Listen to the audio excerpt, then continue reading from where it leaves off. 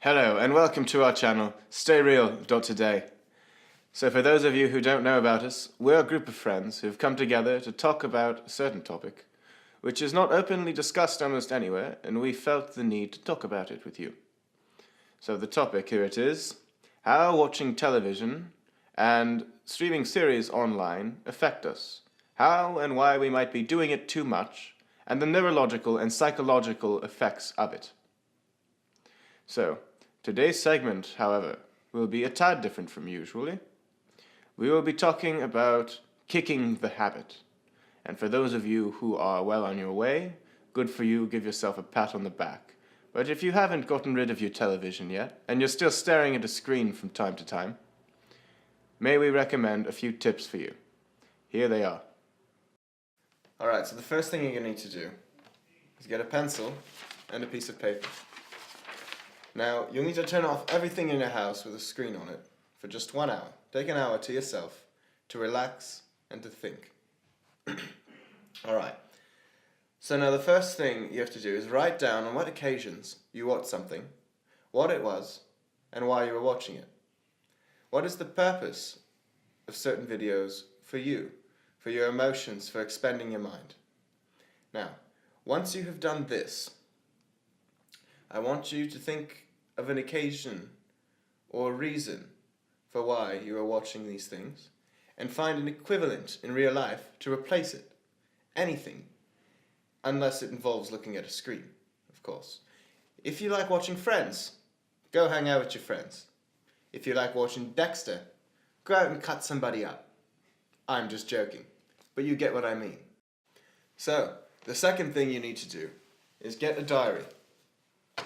Or if you're a man, a journal.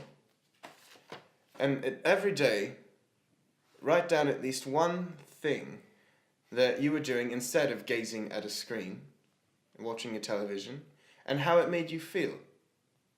At the end of every week, write a slightly larger section reflecting on your week. Do this for about 3 months, and maybe you'll start to see some gradual changes in your thinking. And if you'd like, you can stay with the rest of us by writing your experiences in the comment section of our website. This way, we can all get new outlooks. Hello, alright, the third thing you're going to need to do. Sometimes we watch something because we're sad and we have problems, and we want to forget about these problems. However, it may help in the moment, but the problem is still there, waiting to come out just as soon as you stop.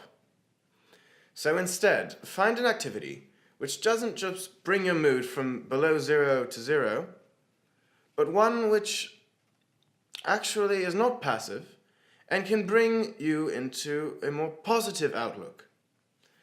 Now, you might have to force yourself at first, but once you've done it a couple of times, you'll be a little more used to it and you'll see that it works much better. So, number 4, short and sweet. Joy can become twice as joyous when shared, just as suffering can become half as bad when shared. The point, friendships help. So involve your friends, talk to them more, spend more of your new free time together with them, and you may both discover new things you can be doing instead of staring at a screen. Hello, so number 5. If you are used to eating something while you're watching, I'm no stranger to this. It can be incredibly difficult to stop. And the truth is, when you're watching something while you eat, you're not concentrated on what you're eating. So you'll be eating junk foods, a lot of it, and I am no stranger to this. However, if you can cut this habit of eating junk food, then after some months you'll notice a great change in your health and your eating habits, and you will feel much better, I guarantee it. Alright, so remember, these are just some tips to help you get started and going, but most of it is up to you. And if it so happens that you fail at some point in your little journey to quitting, you watch an episode of television or a movie after a little while, don't be so disappointed in yourself. It takes time and it's a process.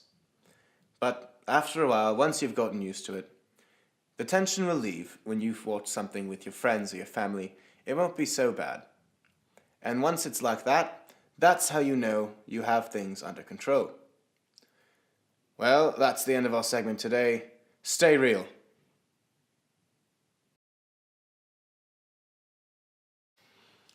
Hello and welcome. I read the last segment to you, or did the last segment, because I was asked to. And I have this British accent, which is somewhat stuck on me now, because I was watching too many British television series. And I was asked to do it because a British accent is good for explaining things, good for giving instruction, makes people listen and want to apply. However, this isn't my real voice. I'm sorry.